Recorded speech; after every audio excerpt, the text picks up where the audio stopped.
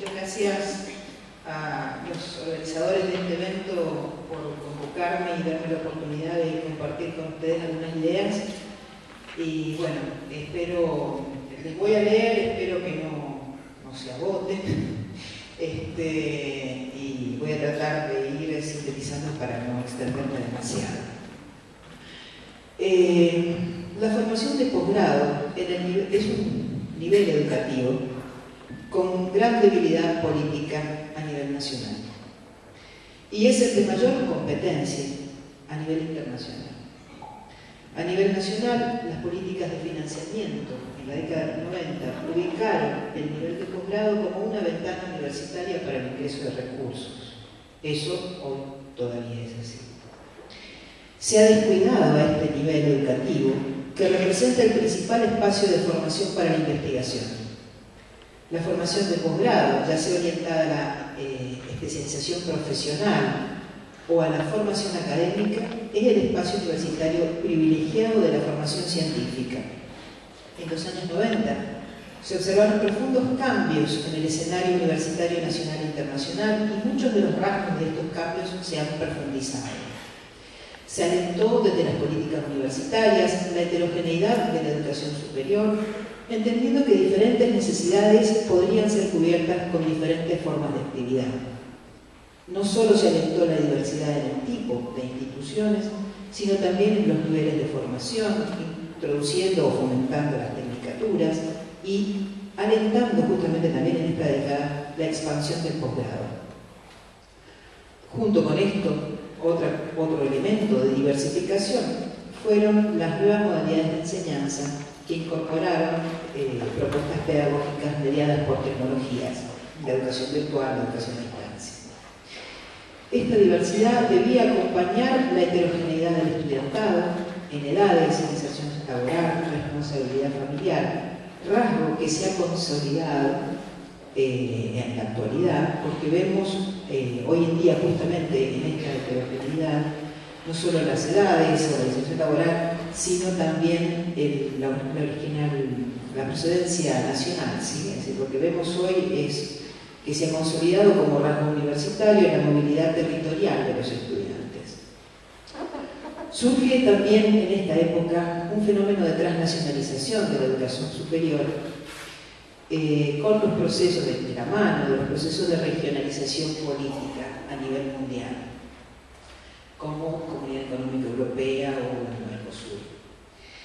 Junto con esto, las nuevas tecnologías de la información y de la comunicación posibilitaron el surgimiento de la educación a distancia como un mercado internacional y los convenios entre universidades de diferentes naciones dieron lugar también a proyectos conjuntos. Es decir, cuando hablamos de transnacionalización o internacionalización están en la base de estos temas, ¿no? Es decir, proyectos conjuntos entre universidades de distintas naciones, pero además universidades de una determinada nacionalidad que avanzan en su oferta hacia el mercado planetario con propuestas de modalidad de distancia. Para algunos autores, como Jesús Martín Barbero, esos años también pusieron en escena una crisis de legitimidad de la universidad en términos de la distancia entre los saberes prácticos de los medios masivos de comunicación y la disponibilidad de conocimiento en Internet. Y por otro lado, la legitimidad de la investigación universitaria frente al desarrollo de la investigación de punta radicada en el sector de gestión privada, en el sector privado industrial. Bueno, hoy seguimos discutiendo que la educación universitaria no debe ser considerada como mercado, porque es un espacio estratégico del desarrollo de un país.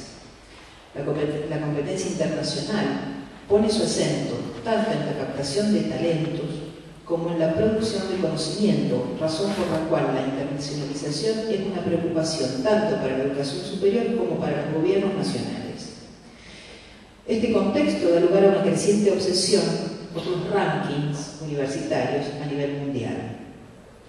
Dice Helen Kolb, una investigadora de la Universidad de Dublín, comenzaron los rankings como un ejercicio académico en la década de los 80, en el siglo XX, Luego fue un servicio comercial de información para estudiantes, hasta llegar a hoy, donde los rankings alimentan una carrera reputacional con implicancias geopolíticas globales. Según esta autora, los rankings son una manifestación de lo que mundialmente ha comenzado a llamarse batalla por la excelencia o carrera reputacional. Los rankings son percibidos y usados para determinar el estatus de las instituciones individuales, valorar la calidad y actuación del sistema de educación superior y como indicador global de competitividad. Hasta el año 2011, hasta el año pasado, había 11 rankings universitarios globales y más de 40 países tenían rankings de universidades internas, ¿no? Rankings nacionales. Según el ranking de la Universidad de Shanghái, la UBA se encuentra entre las más reconocidas de Latinoamérica junto a la Universidad Nacional Autónoma de México y la Universidad de San Pablo. Cambia de lugar la UBA, sube o baja en el ranking, y los medios de comunicación entienden que la noticia habla de la excelencia universitaria en crisis o en alza. El eje de los rankings está en la medición de la fortaleza en ciencia e investigación de cada universidad. Pero también se consideran indicadores como los referidos al compromiso institucional para estar presente en la web como institución y fundamentalmente como generadora de contenidos relevantes. La visibilidad en Internet de las universidades se mide, por ejemplo, contabilizando las páginas web que utilizan el dominio de una universidad. En este caso, las universidades, cuando consideran estos indicadores, se ven en la situación de discutir cómo alentar a sus docentes para publicar todos sus materiales de cátedra en Internet, promover la publicación en inglés para entrar en los buscadores anglosajones y europeos, o discutir con qué criterios publicar las tesis de grado. Y no solo publicar, sino hacerlas accesibles fundamentalmente a través de las bases de datos universitarias, ¿no? Los rankings no miden el proceso de mejora de una universidad, pero son fuente de justificación para el debate presupuestario. Por ejemplo, la universidad que encabeza todos los rankings mundiales, Harvard, en el año 2009, presupuestó 4 veces el presupuesto de todas las universidades mexicanas juntas. Internet ha sido una de las razones más importantes para la difusión e impacto de los rankings. De hecho, Internet es parte sustantiva de nuestro entorno cultural, de la comunicación cotidiana y de nuestras nuevas formas de hacer investigación. Internet, como herramienta cultural, instrumenta posibilidades de construcción de conocimiento y es a la vez el reservorio de información más extenso que haya soñado la humanidad. Internet, con sus variantes, es un medio activo de conocimiento, participa en procesos inteligentes de ordenamiento y selección de información. Internet hoy nos aprende. El mega escenario de la cibercultura también configura posibilidades y límites a las formas en las que hacemos investigación. También, cuando Internet es el ámbito hegemónico donde hacemos la investigación bibliográfica, esto está pasando cada vez más, sobre todo en las ciencias sociales.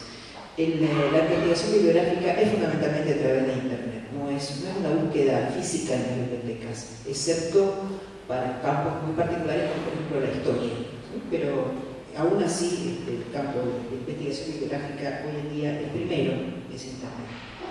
Es más, he encontrado alumnos que dudan de si la bibliografía realmente estará en la biblioteca física, ¿sí? Consideran que en Internet debe estar. No sé si está en una biblioteca, eso es dudoso. Son más dudosas las bibliotecas físicas que Internet, para las creencias de los jóvenes actuales. Bueno, nuevas oralidades, dicen algunos investigadores, nuevas formas de sensibilidad.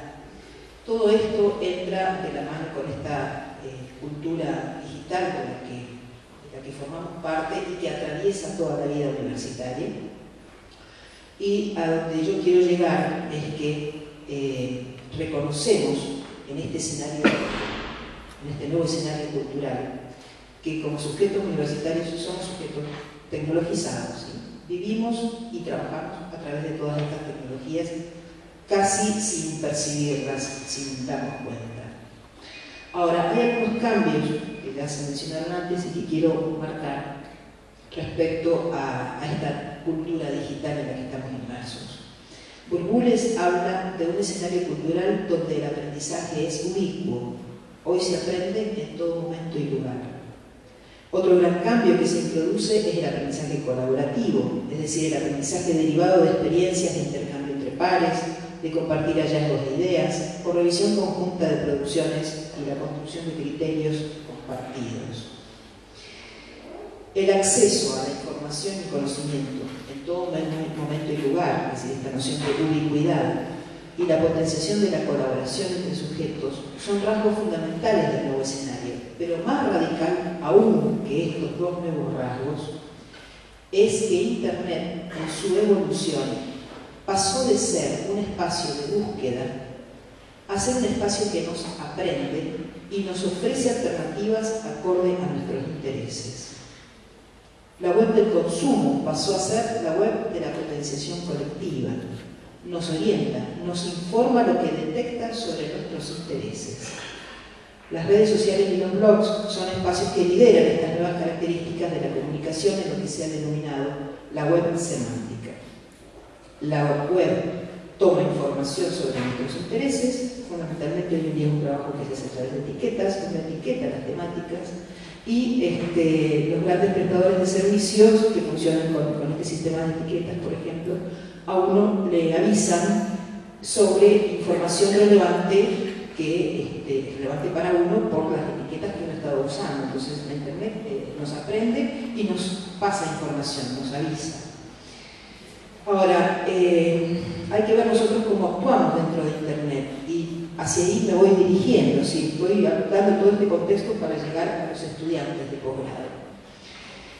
Solamente un 5% de los usuarios de Internet relevan, filtran, organizan y actualizan periódicamente nuevos contenidos en blogs y redes sociales.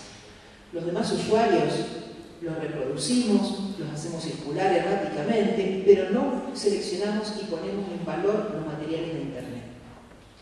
Hoy en día, a los sujetos que cumplen esta función se los denomina curadores. El curador de Internet opera igual que en el campo del arte. Agrega valor al material por su selección temática, ponderación de la relevancia y claridad respecto a la comunidad destinataria de su trabajo. Debajo de todo el mar de información que recibimos a cada minuto, el curador es quien selecciona y pone a disposición de la audiencia los elementos informativos más relevantes, de modo que el tema se pueda comprender. En este contexto, ¿sí? Donde los cambios de tecnología nos están marcando cuestiones culturales realmente novedosas, y en un escenario donde el nivel de posgrado tiene aún todavía ciertos espacios de discusión política respecto a su función y su acometido a nivel de las naciones, ¿sí? No esta discusión de si es mercado o si es un lugar estratégico de desarrollo de las naciones. En estos contextos, si estoy tomando un eje político y un eje cultural, ¿cuál es la formación que tienen que tener nuestros estudiantes de posgrado, que son nuestros futuros investigadores? En este contexto dice, ¿qué se espera del estudiante de posgrado? ¿Qué tipo de formación debemos dar? ¿Qué habilidades informacionales y comunicacionales deben tener los futuros investigadores? Actualmente en la UBA existen, o por lo menos existían, este es un dato del año 2009, 342 ofertas de posgrado, en las que cursan 13.982 estudiantes, según el censo del año pasado. Los estudiantes de posgrado representan el 5% del estudiantado de la Universidad de Buenos Aires, y dentro de esta población, las carreras de especialización tienen un 47% de estudiantes, y en segundo lugar, el estudiantado de doctorado, el 31% es la siguiente proporción de estudiantes según las carreras de posgrado, ¿no? Se espera que los estudiantes de posgrado desarrollen habilidades informacionales o competencias, según algunos autores, para el desarrollo del manejo de la información, pero no solamente eso, sino que también hay que preparar al estudiante como ciudadano autónomo, inteligente y crítico ante la cultura del siglo XXI. En el contexto actual, con las exigencias institucionales, la presión internacional, la competitividad interna y el contexto cultural digital que modifica nuestras formas de comunicación e investigación, el egresado de posgrado debería ser capaz de, y hago una breve lista porque hay algunos que hacen listas más extensas, encontrar y evaluar contenidos en la web, crear y entregar presentaciones, saber usar plataformas de aprendizaje en línea, buscar eficazmente en Internet empleando el mínimo tiempo posible, llevar a cabo el trabajo de investigación utilizando herramientas digitales, utilizar las redes sociales para conectarse con colegas y crecer profesionalmente, tener conocimientos sobre seguridad online, entender sobre cuestiones relacionadas con derechos de autor y uso honesto de los materiales, ser capaz de detectar el plagio en los trabajos de pares, colegas u otros, usar herramientas de colaboración para la construcción y edición de textos, utilizar marcadores sociales, etiquetas, para compartir recursos web con otros, usar herramientas para compartir archivos y documentos con los colegas. Y la lista sigue, solo puse algunas, ¿no? Ahora, el problema es quién enseña todo esto, porque parece que no es una temática que se esté considerando en el nivel de posgrado con la seriedad que requeriría. Tampoco se enseña en el grado. Bueno, les cuento una experiencia. La experiencia es una búsqueda, les cuento una experiencia en una carrera de posgrado de la Universidad de Buenos Aires. ¿Ya estamos? Termino. Me quedan nada más que 5 páginas. Apelamos a su poder. Ahora voy a contar lo importante. No es lo importante. Es recuperar la experiencia de los estudiantes, ¿sí? Es volver a poner sobre la mesa qué le pasa a los estudiantes. Ellos tenían como trabajo hacer unas búsquedas de información en catálogos y bases de datos disponibles en bibliotecas nacionales. También les ofrecimos información de bibliotecas de otras universidades extranjeras y la idea o la consigna era que relevaran información para hacer un estado del arte sobre su tema de tesis de maestría en este caso, y debían al final, teniendo un tiempo para hacer estas búsquedas, aparte de describir cómo habían sido las búsquedas, hacer un análisis y una evaluación de su propio proceso de búsqueda. Y los aspectos interesantes que aparecen acá de los jóvenes que participaron en esta experiencia. Primero, la desilusión. En Internet no está todo. Es más, la gran mayoría no encontró, y podríamos poner en duda su capacidad de búsqueda, obviamente, pero la gran mayoría no encontró investigaciones directamente relevantes a sus temáticas de investigación. O porque no supieron buscar, o aparece la desilusión de no está todo. La tentación de los curiosos, el Internet nos invita a sondear y a perderse, y muchos en sus relatos de sus experiencias cuentan justamente estas experiencias de difusidad.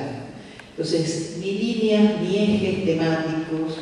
El investigador principiante navega a la deriva hasta que descubre, y lo descubren por experiencia, no porque se lo estemos enseñando, el uso de los buscadores, el manejo de los filtros, observar la recurrencia de autores del propio campo temático, descubrir los sitios especializados, buscar las revistas especializadas. Esto lo aprenden a los golpes. Otra cuestión que aparece muy importante en la experiencia de los chicos, de los jóvenes en formación como investigadores, es la tendencia a acaparar bytes, acaparan, bajan, guardan. Primero guardan, y guardan tal vez con algunas carpetas mal armadas, pero la tendencia a bajar la información por también este temor a la fugacidad de la información, pero sobre todo porque no alcanzan a leer. Y tal vez sea interesante, después lo leo, pero de hecho el relato es acaparar materiales sin poder alcanzar a leerlos ni a procesarlos. La otra cuestión es la calidad de los textos académicos y la de descubrir que la calidad de los textos no depende de que estén en una página de una universidad. Que eso es otra creencia común entre los estudiantes. Y el último, y el más importante sobre el cual voy a cerrar, es la problemática del tiempo. Porque toda la introducción que di sobre las políticas actuales de productividad científica impactan en los tiempos de investigación y en los tiempos de producción.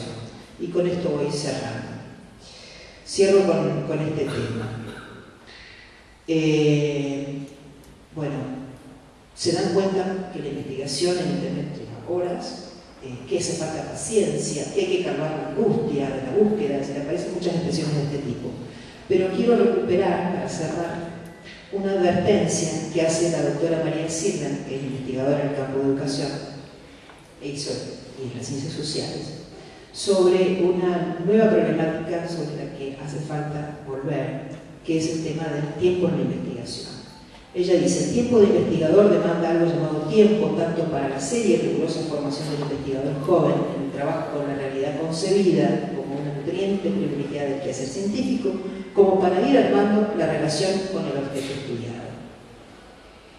No vemos que se estén dando a nivel de las políticas científicas condiciones del tiempo requerido para el descubrimiento, la libertad, la autonomía, etc. Y adhiere, en esta ponencia que estoy comentando, adhiere a un movimiento que ha surgido recientemente en Francia, entre investigadores franceses, que es el movimiento de la ciencia lenta. Lo que reclaman es el derecho a la ciencia lenta, contra la velocidad que nos imprimen las políticas y contra la velocidad que nos promete y nos ilusiona Internet. Bueno, y con esto termino en un alegato sobre volver a repensar la formación de nivel de posgrado como el espacio fundamental de la formación de los futuros investigadores y el lugar que tiene el capacitar, el formar, para poder aprovechar realmente Internet en una búsqueda de una ciencia realmente orientada a ampliar el conocimiento humano. Gracias.